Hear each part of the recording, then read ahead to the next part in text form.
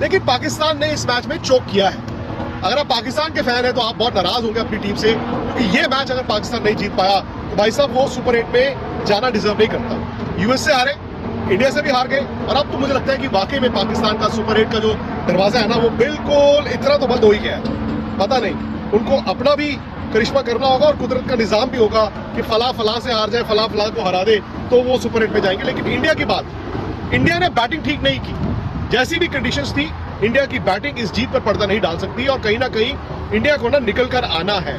ठीक है, ये मुश्किल मैच मैं मानता हूं, परिस्थितियां ऐसी थी, इंडिया एक टॉस ऐसा हारा जहां पहले बैटिंग करनी पड़ी, और पहले बैटिंग यहां पर इस मैदान में ना है तो मुश्किल।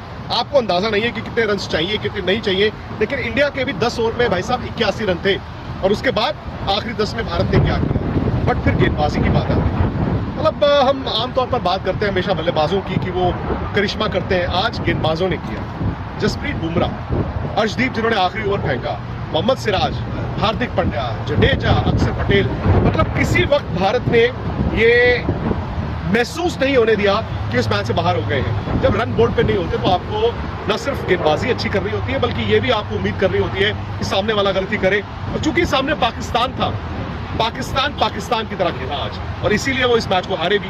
और पाकिस्तान को ये झांकना होगा कि जब फखर जमान और रिजवान खेल रहे थे उनको सिर्फ थोड़ी देर और बैटिंग करनी थी, लेकिन हुआ क्या, फखर जमान ने अपनी विकेट फेंकी और उसके बाद रिजवान ने अपनी विकेट फेंकी। वहां ना पाकिस्तान पैनिक कर चुका था, और जब एक टीम पैनिक करती है, दूसरी टीम अगर मजबूत हो इंडिया की तरह, फिर वो सेंस करते हैं। कहते हैं ना, शेर को पता चल जाता है कि अब शिकार करने का वक्त आ गया है। इंडिया फिर उसके पास शेर ही था, और मुझे लगता है कि ये जीत अल्टीमेटली आप जानते हैं कि सुपर 8 में मैटर नहीं करेगी, क्योंकि वहां तो भारत को 3 बड़े मुकाबले खेलने होंगे। लेकिन ये जीत ना एक तरह से एक तो प्रेशर हटा देती है, क्योंकि हर कोई आईसीसी टूर्नामेंट में इंडिया वर्सेस पाकिस्तान को बड़ा करता है, और ये बड़ा बन भी जाता है।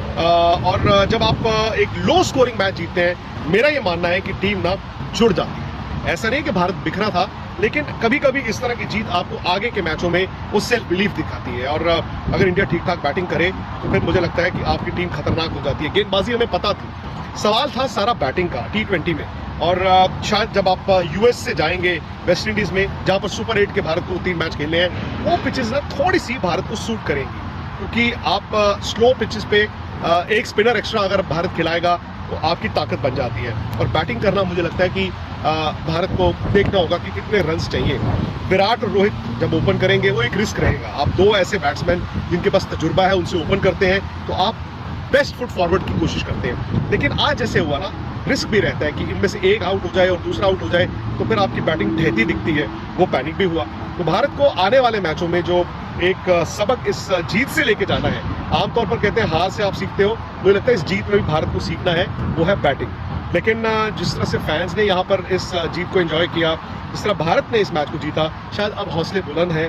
आप जानते हैं कि अब आपको करना क्या है। अब आपको कोई एक्स्ट्रा ऑर्डिनरी क्रिकेट नहीं खेलनी है, आपको पोटेंशियल से थोड़ा सा ऊपर रहना है, और उसके बाद एक रुतबा, एक दबदबा बाकी टीमों में बनता ही है। तो 119 रन डिफेंड करना ये बड़ी कामयाबी है। भले वो पाकिस्तान के खिलाफ आई है, वो पाकिस्तान जो अब वो पुराना पाकिस्तान नहीं है। मतलब पुराना पाकिस्तान 119 रन अगर चेज कर रहा होता तो आंख बंद करके चेज करता।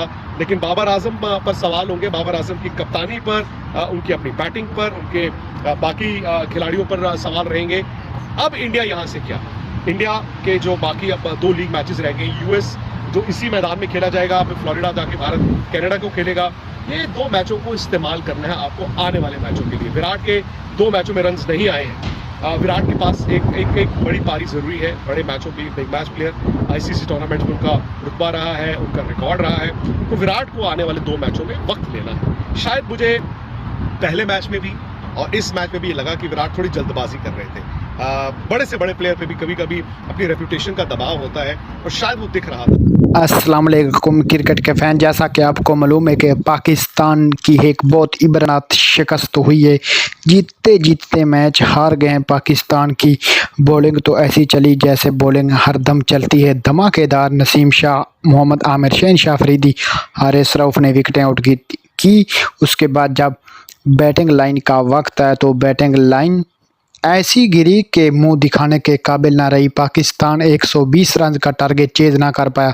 दोस्तों, हम इस टीम को क्या करें, हम इस टीम को एक लाइन में खड़े कर कर क्या फैर मार दें, क्या करें दोस्तों? अपनी राय कमेंट करके ज़रूर बताइएगा।